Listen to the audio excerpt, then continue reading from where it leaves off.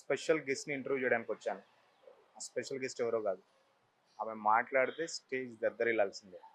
ఆమె తిట్లదండకు ఆమె అందుకున్నది అనుకో, అందరు ఇట్లా చెవులు మూసుకోవాల్సిందే. ఆమె ఎవరో కాదు, కేతమ్మ. కేతమ్మ అంటే ఎవరికో, కేతమ్మ అంటే ఎవరు గుర్తుపట్టకపోవచ్చు, కానీ ఆమెను చూస్తే ఓ ఈమెనేనా కేతమ్మ, ఎవరేనా అని చెప్పి అందరూ గుర్తుపడతారు. ఇప్పుడు మనం కేతమ్మ ఇంటికి వచ్చినాం. కేతమ్మ ఎక్కడుంటుంది, ఆ కేతమ్మ ఇల్లు ఎట్లుండదో ఒకసారి చూసే ప్రయత్నం చేద్దాం. కమాన్. ఇప్పుడు కేతమ్మ ఇల్లు ఎట్లుందో ఒకసారి చూద్దాం. ఇదే కేతమ్మ ఇల్లు. మనం జవహర్ నగర్కి వచ్చినాం. కేతమ్మ ఇల్లు ఇది కేతమ్మ. హాయ్ కేతమ్మ. హాయ్ నాయనా, నమస్తే నాయనా. ఏం సంగతి కేతమ్మ, అంత మంచిదేనా? ఓకే నాయనా, మంచిగానే ఉన్నాం. ఎంత నీ ఏజ్ ఎంత ఉంటుంది కేతమ్మ? 70 అయ్యా. ఆ? 70 ఏళ్ళు. 70 ఏళ్ళు. 70 ఏళ్ళు. 70 ఏళ్ళు ఇంత హుషారుగా ఉన్నావు. మరి ఎంగున్నప్పుడు ఎట్లుండే? ఇక ఎంగున్నాడు, కష్టం చేసుకొని బతికినాం. రాయిదంటే 16 ఒక్కలైంది. అలా 70 ఏళ్ళు ఉన్న సారు మరి నా భర్తకు పక్షవాతం వచ్చింది. ఈ బతుకు ఇట్లా సాగిస్తున్నా. ఏదో పెద్ద బాబు ఏడున్నాడు? అగో పైన ఉంటాడు సార్, పక్షవాతం వచ్చిన చిన్న బిడ్డ ఇంటి కాడ. ఆమె కిరాయికి ఉంటది, ఆమె బిడ్డింట్లో ఆయన ఉంటాడు, ఈ పెద్ద బిడ్డింట్లో నేను ఉంటా. వాళ్ళ దగ్గర ఉండలేక రూమ్ ఇచ్చి నేను ఉంటా. మొత్తం ఎంతమంది బిడ్డలు? 2. కేతమ్మ ఇల్లు చూద్దాం ఒకసారి. ఇది కేతమ్మ ఇల్లు. చిన్న రూమ్లు ఉంటుంది కేతమ్మ.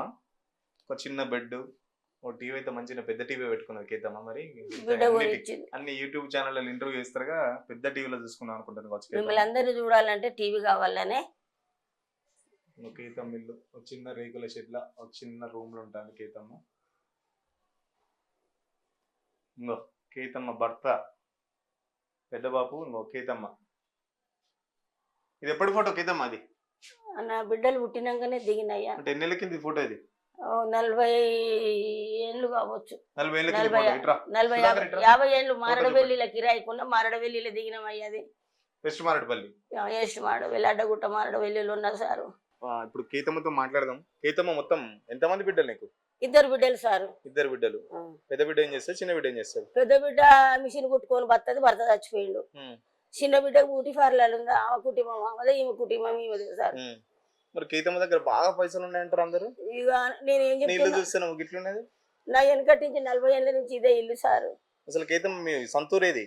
నల్గొండ దగ్గర తొండ తిరుమలగిరి దగ్గర తాటిపాములమ్మ తల్లి గారు, వస్తాకొండూరు అత్తగారు. ఓకే. హైదరాబాద్కి ఎప్పుడు వచ్చిన? పట్టణంకి? హైదరాబాద్కి వచ్చి 50 ఏళ్ళు దాటింది సార్. 50 ఏళ్ళు దాటింది. చిన్న చిన్న పిల్లలను నేర్చుకొని వచ్చి ఉప్పరి పని చేసినాం. ఉప్పరి పని చేసుకుంటూ బతికినాం. ఇక ఇసి తీసుకొచ్చినాం. ఇప్పుడు బిడ్డల పెళ్లిళ్ళు చేసిన ఆమెకో బిడ్డ కొడుకు, ఈమెకో బిడ్డ కొడుకు. ఆమె కాపురం ఆమె, ఈమె కాపురం ఆమె.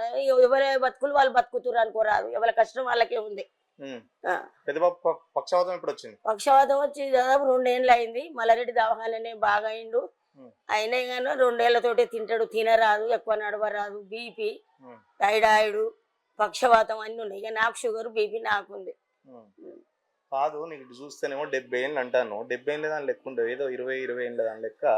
మీ అభిమానం సారు, మీ అభిమానం. ఆ దేవుడు ఆశీర్వదించిండు నన్ను, అంతే సారు. గట్క తిని బతికిన.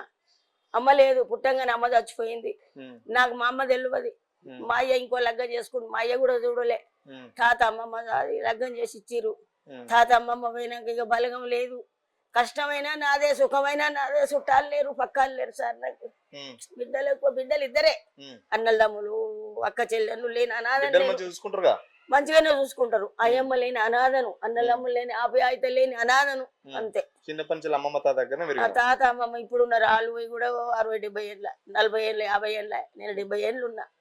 మేకల కాసిన సారు, ఉప్పరి పని చేసిన, మేకల కాసిన, జొన్న చేను కోసిన, సద్ద చేను కోసిన, చెర్ల గుడలే ఏవైనా, ఒరి చేను కోసిన, నాటేసిన, బెజవాడకు చెరుగొట్టవేనా, భర్తను చేసుకొని బొంబాయి కుప్పరి పనికి పోయినా.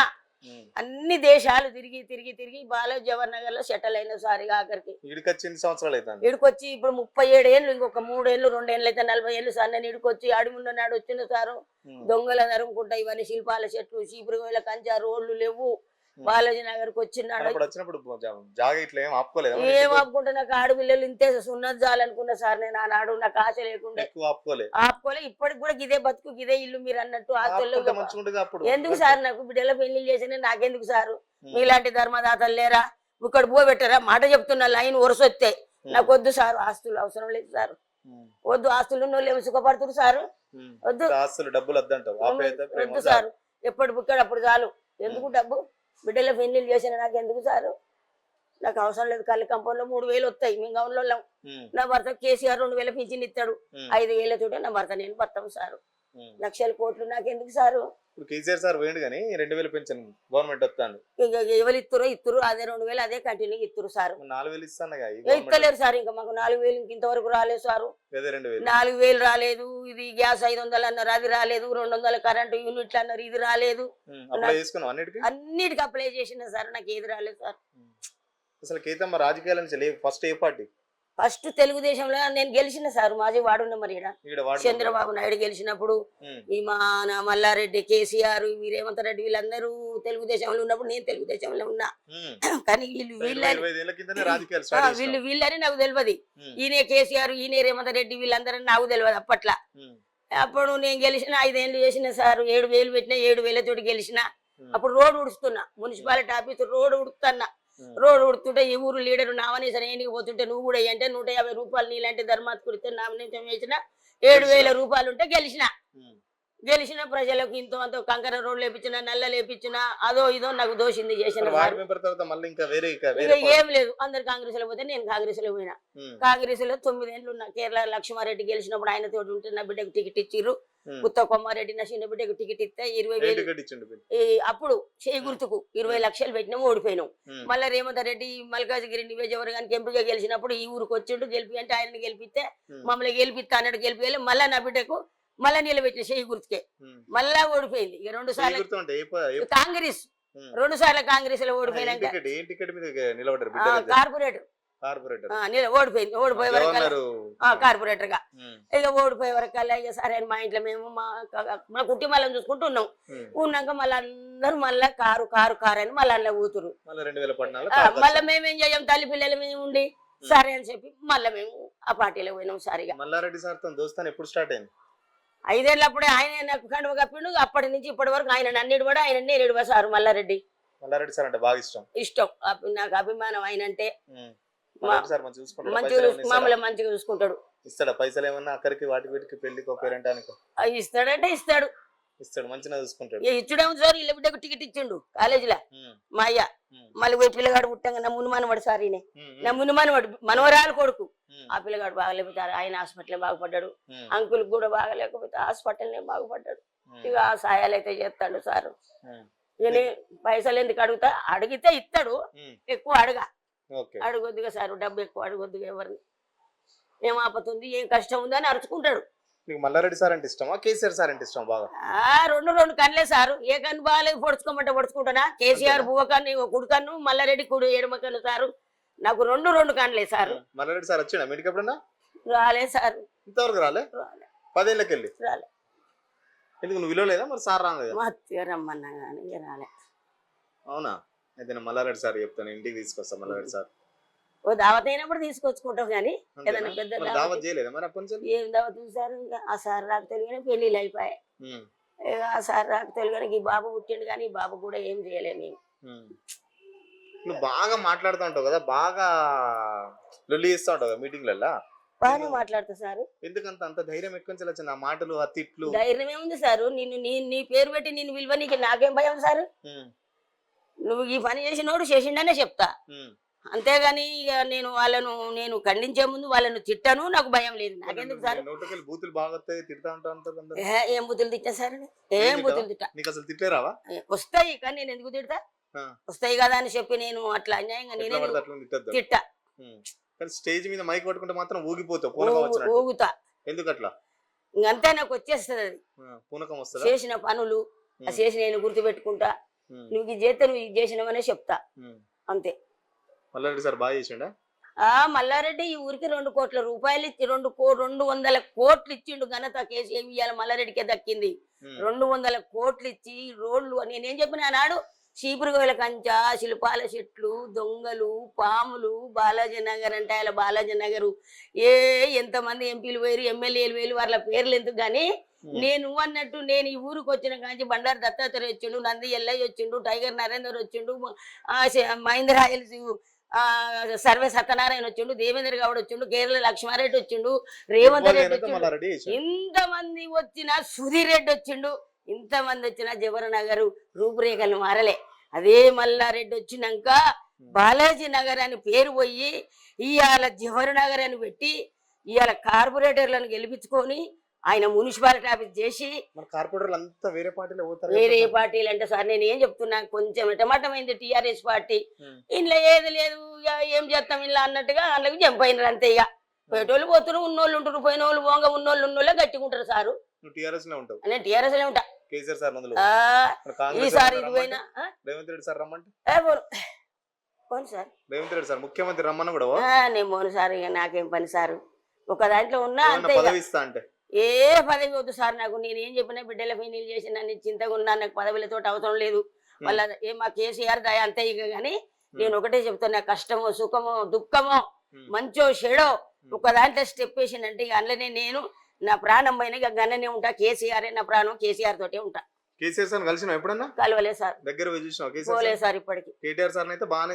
కేటీఆర్ సార్ ఇక్కడికి 4 సార్లు చూసిన హరీష్ రావు సార్ హరీష్ రావు సార్ కూడా కవితమ్మని కలిసినావా కలిసిన అందరం కేసీఆర్ సార్ ఒక్కరినే కలవలేదు ఒక్కరినే కలవలే మరి మల్లారెడ్డి సార్ అడగలే ఎప్పుడు తీసుకోపోమని పెద్ద సార్ దగ్గర ఆయన ఆయన పని ఆయనకే కదా సారు ఆయన బిజీ ఆయనకే ఆయన పాపం ఆయన పనుల మీద ఆయన ఉంటాడు సారు మన కేసీఆర్ దగ్గర పోదామని అంత ధైర్యం నాకు లేదు నేను అన్నా ధైర్యం ఎందుకు లేదు ధైర్యం బాగానే మల్లారెడ్డి దగ్గర నేను మాట్లాడా సార్ సారు ఎన్నడన్నా పోదామమ్మా నన్నే పోతా గానీ నేను అడగను ఆయన నాకు అవసరం లేదు ఎందుకంటే ఆయన చాలా బిజీలు ఉంటాడు మల్లారెడ్డి నాలాంటి వాళ్ళు 100 మంది లక్షల మంది పాపం ఆయనకు ఎన్ని అని చూసుకుంటాడు నేను అన్నాను టైం రావాలి ఏదైనా ప్రతి దానికి ఒక టైం ఉంటది టైం కోసం వెయిట్ చేస్తాను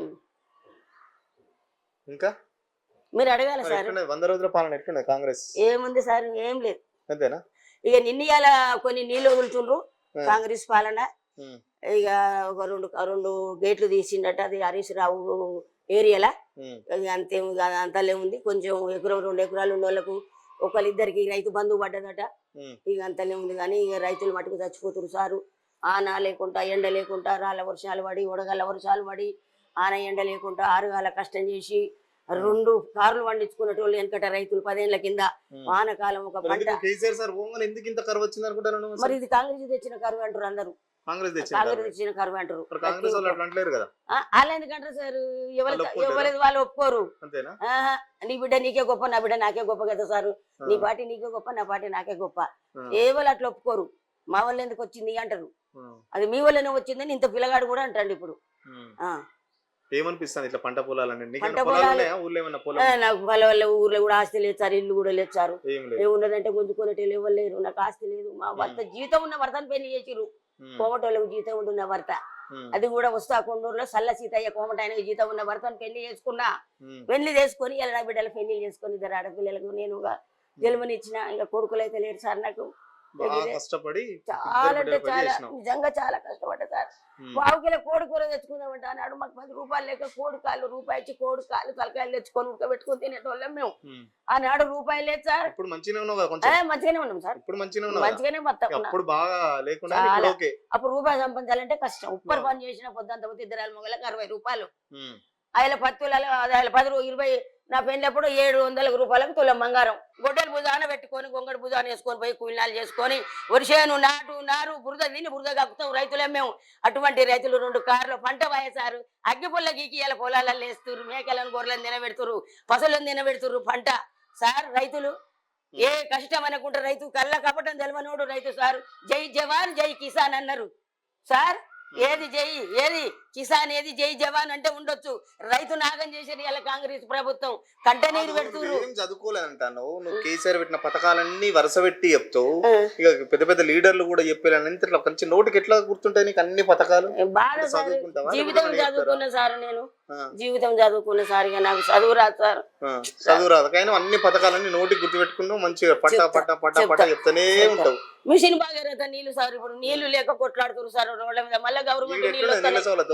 ఏమున్నాయి అంతగానే మేము వస్తలేవు కేసీఆర్ ఉన్నాడు 10 డ్రమ్ముల నీళ్ళు వచ్చినాయి ఇప్పుడు 2 డ్రమ్ముల నీళ్ళు వస్తలేవు సార్ మళ్ళీ వెనకటి నీళ్ళ ట్యాంకులు వస్తున్నాయి నీళ్లు తెప్పించుకుంటారు సార్ కొట్టుకుంటారు సార్ తిట్టుకుంటారు సార్ ఒక బస్సు పథకం మట్టుకు నెరవేర్చిండు కాంగ్రెస్ ప్రభుత్వం ఆ బస్సులో కూడా కొట్టుకుంటారు నేను ఎక్కలే కొట్టుకుంటారు సాంపుకుంటారు ఏమో ఒకసారి పోయినా కానీ చీటే దొరకలే కొట్టుకుంటారు సార్ ఎందుకు సార్ ఆ బస్సు పెట్టే బదులు 500 గ్యాస్ వద్దు మహిళలకు ఒకవేళ నేను అమ్మగారింటికి పోయినా నువ్వు బస్సు పెట్టకపోతే నేను పోకపోతున్నా ఆటో పట్టుకొని పోతా రైల్లో పోతా బస్సులో పోతా సార్ అది పెట్టే బదులు నువ్వు గ్యాస్ 500కి ఇచ్చేది ఉంటుంది 500కి ఇస్తారు నిన్ను ఇస్తారు, అది కూడా ఇస్తున్నారు కదా. ఇస్తారేమో కానీ ఇస్తలేరు. ఇస్తే ఇంకెప్పుడు ఇవాళ ఇస్తారు? మీ పార్టీని చేయకూడదు. ఉమ్, మా సీఎం వచ్చినాక కేసీఆర్ వచ్చినాక 500లకు మాకు ఇచ్చినట్టు ఇవాళ నరేంద్ర మోడీ ప్రధానమంత్రి ఉన్ననాడు 400 గ్యాసులు 1200 చేసిండు. ఉమ్, 1200 చేసిన గ్యాసును ఇప్పుడు నువ్వు 500 అని ఆశ చెప్పేవరకు నీ కోట్లు పడ్డాయి.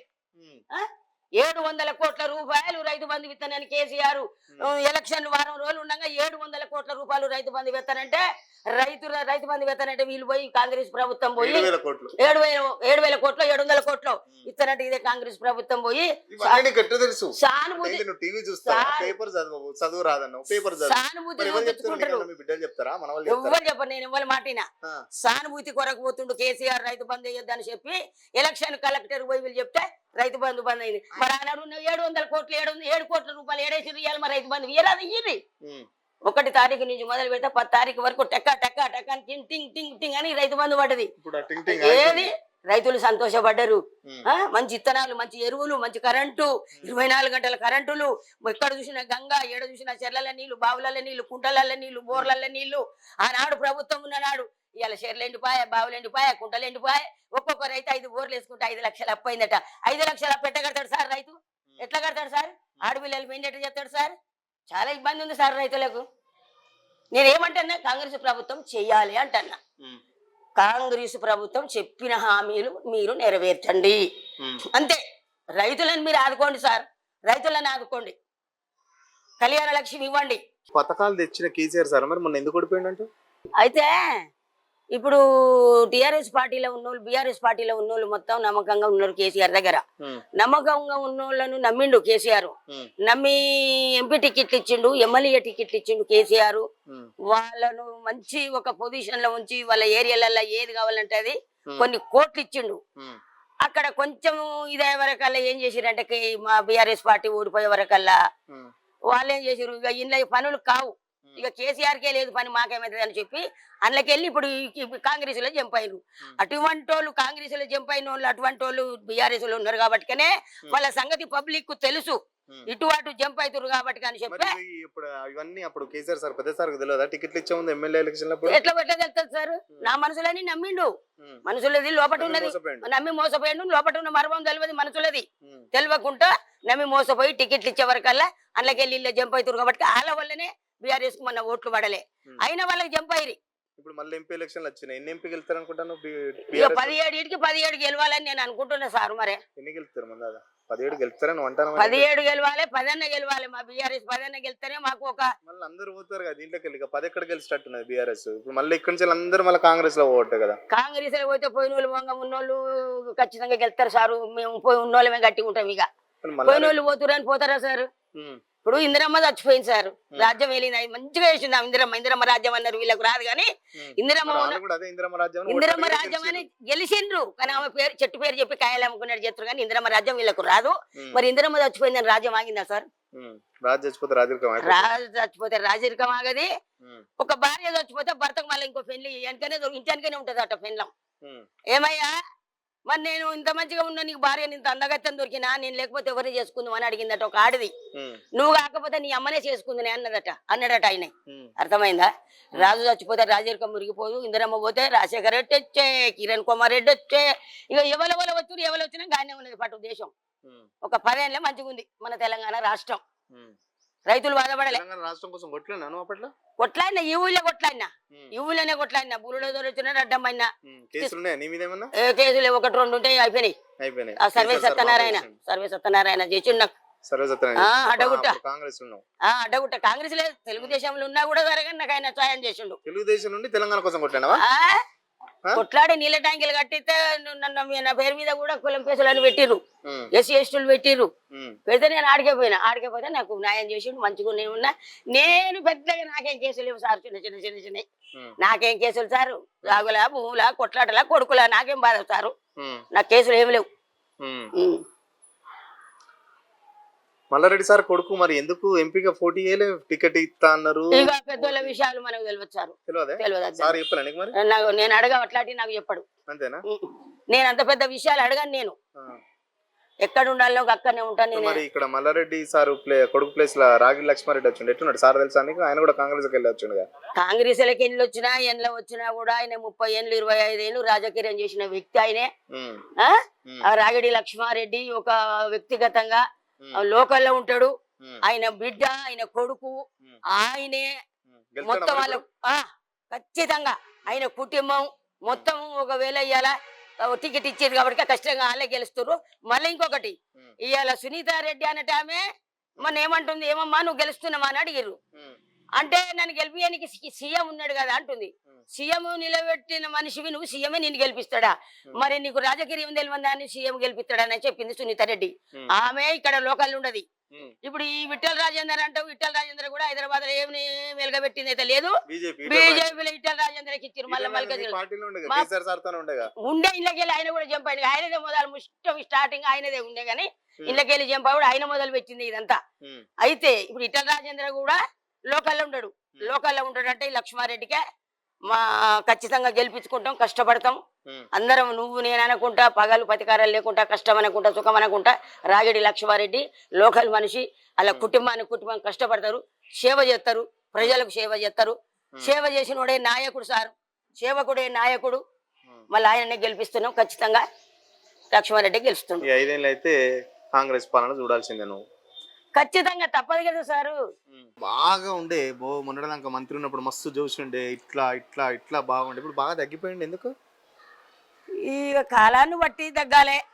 అప్పుడు ఇప్పుడు ఒకటే మళ్ళీ ఎవరికేం భయపడలే గానీ భయపడతాడు కదా మరి, బాగానే మాట్లాడుతూనే లేడు, మస్తు భయపడుతుండు. ముఖ్యమంత్రికి ఏమైనా భయపడతాడా? బట్ ఆయన ఖాళీలు కూడా గులగొట్టారు కదా, దానికి ఏమైనా భయపడి అసలు ఏం భయపడతలేడు. మీకు అనిపిస్తుంది అట్లా? ఆయన స్టాండర్డ్ గా ఉంటాడు. కానీ మరి ఇంత ఉంది జోష్ ఎందుకు లేదు మళ్ళీ దగ్గర? ఎందుకు లేదు? ఎట్లా పార్టీ లేదు కాబట్టి ఎవరి ఇళ్లలో వాళ్ళు ఉన్నాం. ఎవరి ఇళ్లలో ఇప్పుడు కేసీఆర్ ఇంట్లో కేసీఆర్ ఉంటుండు, రైతులను చూడబోతుండు, రైతులను పలకరిస్తుండు, రైతులను ఓదారుస్తుండు. ఏది కేసీఆర్ అటు ఇటో మల్లన్న కూడా పోతుండు. మల్లన్న భయపడే సమస్య లేదు. మళ్ళీ భయపడుతున్నట్టు అనిపిస్తుంది. లేదు లేదు లేదు, అదంతా మన భ్రమ సారు. మల్లన్న భయపడాడు. అంతేనా? భయపడు. అంత ముందు జోష్ అయితే లేదు. ఎందుకు? మా పార్టీ లేదు కాబట్టి ఎవరి ఇళ్లలో వాళ్ళు ఉంటున్నాం. జోష్ మనకెట్లా తెలుస్తుంది సార్? పార్టీ లేకపోతే జోష్ ఉండదు. అప్పుడు కనుక టీజీలలో ఆడ మీటింగ్లలో మాట్లాడినా జోష్ చూపించుకున్నాం. ఇప్పుడు మాకు జోష్ ఎందుకు? మన పార్టీ లేదు, కేసీఆర్ ఇంట్లో ఉంటుండు. జోష్ లేదన్నట్టు మరి మీకు పోము అంతే. జోష్ లేదని అనుకోవద్దు, మాకు భయపడుతున్నామని అనుకోవద్దు. భయం ఎవరికి ఏం భయపడేది ఏం లేదు. అంటే పోను. కాంగ్రెస్ పార్టీలో లెవెల్ విలువలేదా? ఇక పిలిచిరో పిలవలేదో. కట్టే చూస్తాను. మీ బిడ్డ చెప్తాను ఏం చెప్తలేదు. బిడ్డ చెప్తేనే నేను మరి అంటే చూస్తాను. ఓకే బిడ్డ మీ మనవరాలా?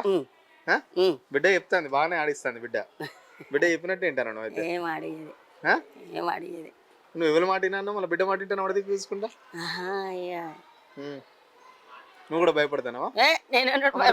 బాగా తిట్టేదాన్ని. ఇప్పుడు ఏమో తిట్టుడు. తిట్టుడు ఎందుకు సార్? నాకు అవసరం లేదు. నీకు ఎన్ని తిట్లు వస్తారు? 2-3 తిట్లు. ఓ నా తిట్లు భయపడతావు. వద్దు ఏం చెప్పాలి.